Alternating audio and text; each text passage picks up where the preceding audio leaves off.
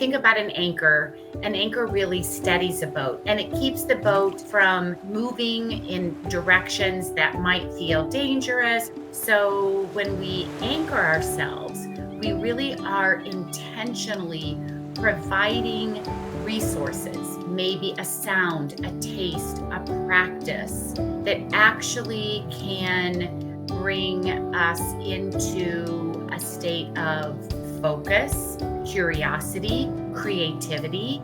We can move through our days and yet feel safe and connected. So the first step is identifying what our activators are. For all developmental levels, we know that we can get emotionally triggered. We have to be aware of when we start to feel a little uneasy, or sometimes our bodies will sweat, or we can feel our heartbeat. We can ask, what are some of the people or places or things, just anything that can really activate your nervous system? So we have students write those down, just so we are comfortable with identifying what those triggers are.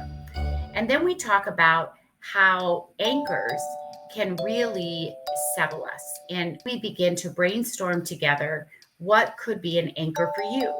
Maybe it is movement, taking some deep breaths, calling up an image of an adult that you trust. Maybe an in the moment anchor might be grabbing a peppermint, listening to some music for a minute. So these are the practices that we can really bring into the present moment and know that those are available to us. As a teacher, I want to make these accessible every day. So we create space and time for students to use these anchors, and we're all doing this together. It becomes a part of our first 10 minutes of class. But realistically, there are times throughout the day we may become upset or there is an incident that happens. I will make that suggestion that it's time to connect with your anchors, and I will give them the time and the space. We all have different needs and challenges at different times during the day. Our awareness of our anchors is a superpower so that we can lean into our own resources.